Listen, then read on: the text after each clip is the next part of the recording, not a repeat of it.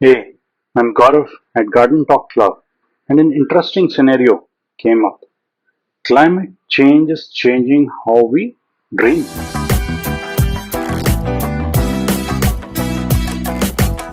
If you're new to this channel, I'm so glad you're here. My name is Gaurav, and I am here to simplify and discuss interesting topics such as these. So today's video is about the buzz of climate change, weird news. Let's check out a few. Climate change is changing how we dream, plus host of new snippets related to climate change. What all the world is experiencing due to their own thoughts. One person remembers dreaming about digging holes in the desert to slow the sea level rise up. Climate dreams may actually help people feel motivated to protect the world around them. Our dreams often show us that we are embedded in an ongoing relationship with our habitat.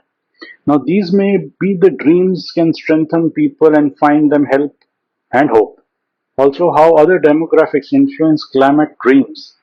Other demographic factors such as sex, race, political affiliation, and where you live also had some influence on whether and how some dreams about climate change to a degree. Then there is a whole industry catching up on how to interpret your climate dreams. Studying the dream helps people better understand how the world affects them, maybe emotionally. This is particularly true for things outside of an individual's control, like the impacts of climate change. Part of navigating the climate change crisis through dreams is being able to come in terms with the aspects of living the world and our habitable environment that we do not have control over. There are few questions that are asked to help someone interpret their climate dreams. Example, what is the relationship to the land and the place that's being affected in the dream? What are feelings of home does that stir up? Or what about feelings or loss of connection? Who else is in the dream? And what's your relationship to them? What type of relationship is it? One of power, stability, or perhaps insecurity? Oh, so many questions. I would ask about those things and then talk about them, how that manifests in their world. Their lives may be touched upon. Maybe they're part of some subconscious self saying that this is what we need to develop in our waking life. More connection, more access to nature, connection to other people who are engaging in these issues. Dreams have, after all, inspired innovations ranging from, say, small sewing machine to periodic table. When it comes to climate change, maybe logical thinking hasn't been working so well. Maybe we need more approaches like dream-oriented approach. The dream shared in offers one vision of the future. Example, like I was part of a group consisting of say about 20 people. The person begins, we would camp in one place for a while, then leave before stormy season. To survive, they planted many crops to ensure enough food to survive the harsh weather. Now, a few more climate related news. You will agree how extreme heat is changing everything from our dreams to our cars.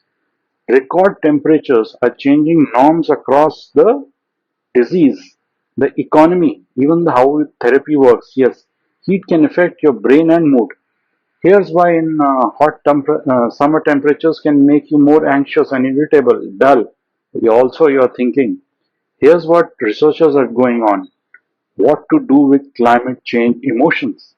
Emotions. If the goal is to ensure that planet remains habitable, what is the right degree of panic and how do you bear another one? Historic heat of many cities. In weird ways, the automotive technicians from a company say that the heat waves are breaking down the rubber compounds in, say, the windshield wipers, reducing brake performance. Now, this one, yes, heat can affect your brain and mood. Here's why extreme heat can slow what you say cognition and increase anxiety. Research is what finding that out. If you're feeling a brain fog these days, you might not be wrong to blame it on heat. Several summers back, researchers studied young adults living in college dorm that during a heat wave, some had central air conditioning and slept at cool temperature. Others slept in rooms without air conditioning. where the temperature hovered in really high temp degrees.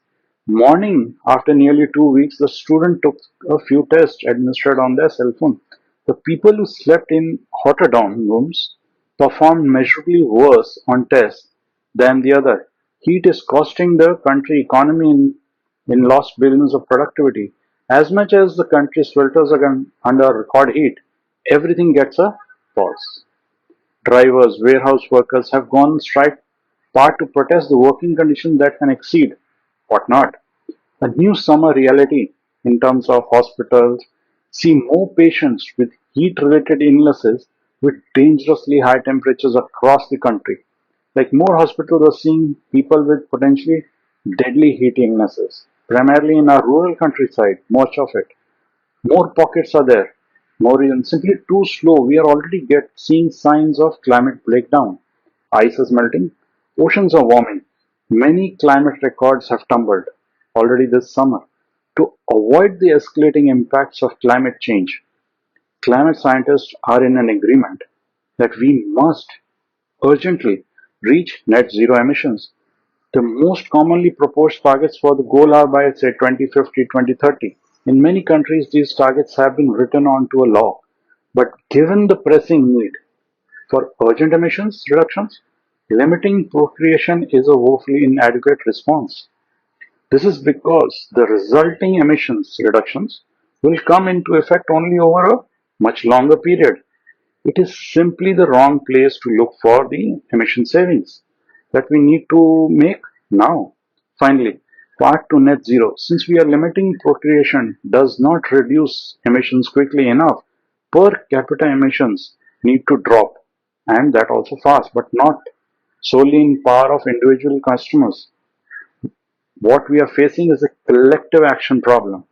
The ethical responsibility for reducing emissions rests on the shoulders of not just individuals but also with the societies, the institutions, the businesses. In fact, if we collectively manage to reduce our per capita emissions to net zero, say by 2030, then we are having a child today leads to only a small amount of emissions. After 2030, their descendants would cease to add net emissions. Got it? However, despite political commitments to achieve this target, the jury is still out on whether this target will be met. More than $1.7 trillion dollars to be invested in clean energy technologies globally this year, by far the most spent on clean energy in yet. India continues to grapple with how to fund its net zero emission, a predicament they're unlikely to be alone in. So these were a few basics how to get climate change discussions going, even in dreams. Please subscribe to my channel for updates to this topic plus host of other topics. And if you are interested in more of these videos, do comment below. Thank you for following this video till the end.